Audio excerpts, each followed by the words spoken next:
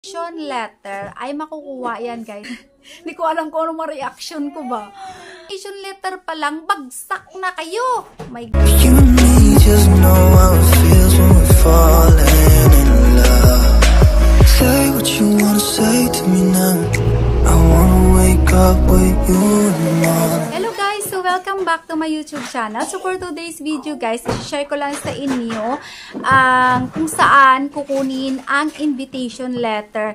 This is requested video. Diba? Gumawa-gawa pa ng invitation letter. Nag-forward sila sa akin ng letter na sabi, sis, okay na ba to ang invitation letter na yung invitation letter i-print na lang ng sponsor ko. Sabi ko, ha? Ayan guys, so if you are new in my YouTube channel, please don't forget to click the like, subscribe, and turn on the notification bell so that you will be updated in my next video. Malay ninyo, ang susunod kong video ay para sa inyo. So, ayan guys, na-request talaga ito guys kasi nahirapan daw siya kung saan daw makukuha yung invitation letter. Ang sabi ko naman sa noter, itanong mo lang sa fiancé mo. Alam naman niya yan pag sinabi kong noter. Ay nako, hindi pa rin talaga naintindihan. Tapos, meron din guys na gumawa-gawa sila ng invitation letter. Pinorward nila sa akin. Sis, okay na ba itong invitation letter ko? Ipiprint na lang ni sponsor, ni fiancé. Tapos, i-forward ko na lang sa Turkish Embassy. Ha?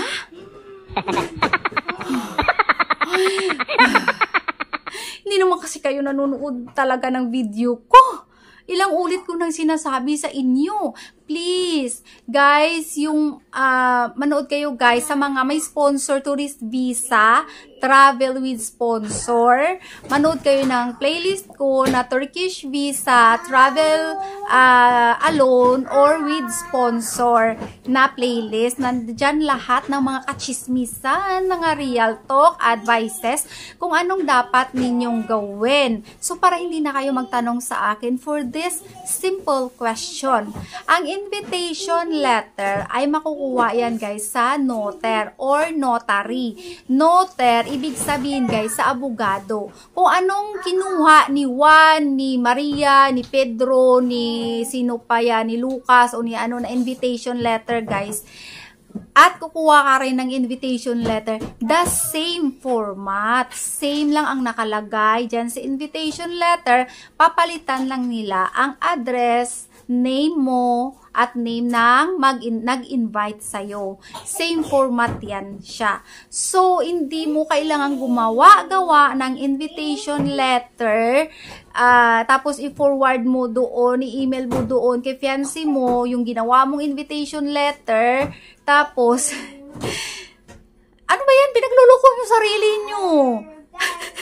Ay, ikaw gumawa ng invitation letter, i-forward mo kay fiancé mo, tapos si fiancé mo na naman, isi-send niya through cargo papunta sa'yo. Ano yun? Di ba kayo naglulukuhan ng dalawa? O niluloko mo yung sarili mo? Oh my God. Talagang Hindi ko alam kung anong ma-reaction ko ba. Guys, please, ang invitation letter, makukuha yan dito sa Turkey. Sa notary or noter, avocat or abogado or lawyer. Yan. So, mayroon silang office.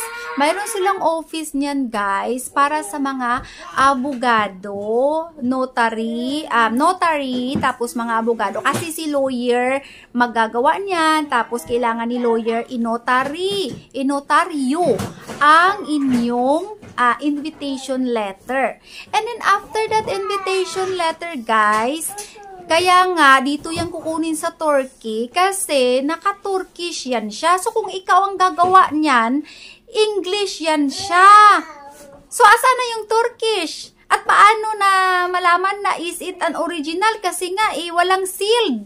Walang stamp ni abogado dito sa Turkey. Walang notary dito sa Turkey. So, ang ending ninyo niyan, guys, deny, invitation letter pa lang, bagsak na kayo. Oh my God. So, ang gawin ninyo guys, ang nota, sabihin nyo kay fiancé ninyo, punta siya ng notary, sa abukat, hingi siya sa office ng notary, ng noter, kukuha siya doon ng invitation letter. Alam na nila yan kasi ang dami-dami ng mga invitation at nasa system nila yung invitation letter na yan. So, alam na alam talaga nila. Kaya kahit sabihin mo lang na notary or noter sa fiancé ninyo, saan ba kukunin ang invitation letter? Sabihin mo lang, punta ka ng noter. Nandoon lang yun. Or abukat. So, nandoon lang yan guys, ang invitation letter. At ang invitation letter guys, dito isang format lang siya. Papalitan lang nila yung name, yung address, yung ganon.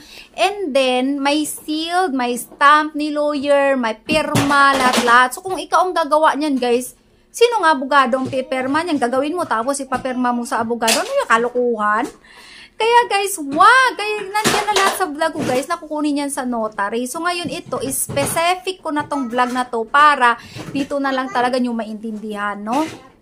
So, ang notar, pupunta sila ng noter or abukat, and then, hingi sila doon ng invitation letter. Kailangan ni sponsor mo guys ang iyong personal information like your passport, your IDs, maybe your birth certificate, kasi kailangan nyo ng full name mo, ng address mo, yung ganon. Tapos, kailangan nyo ng passport number mo. So, yan guys, ang kailangan sa pagkuha ng invitation letter dito ni fiancé mo. Tapos, may translation. Kung ipatranslate pa yan, so, nandyan na lang din sa inyong, nandyan na lang din sa may noter na yan ang translation. Ayan guys, so, napakasimpleng bagay lang guys, no? Punta lang kayo ng noter. Ayan. So, thank you so much guys sa mga nag-request nito kasi para matauhan na rin yung iba at hindi na sila magpakandahirap sa paggawa-gawa ng invitation letter na ginawa pa daw nila 1 week daw nila pinag-isipan, kapalit-palit ng invitation letter. Ay, sorry guys natatawa ako sa inyo. Sorry talaga guys. At medyo na stress na naman ang beauty ni Inday. Kasi nga, wala kayong patience sa panood ng vlog ko. Ini-scroll nyo, kaya hindi nyo naintindihan. So, ito na, i-alone ko na lang. Tawa talaga ako sa inyo guys. Sorry talaga, no? Sorry talaga. Hayaan nyo na lang, Ben, na tumawa si Inday nyo. Matanggal man tong stress sa mukha ni Lula nyo. Ayan guys, so I hope na naka-learn kayo sa aking vlog for today about sa kung saan kukunin ang invitation letter. Ayan, so and see you in my next vlog. At isa-isahin ko i-explain sa inyo guys ang invitation letter dahil medyo naguguluhan sila sa mga sa mga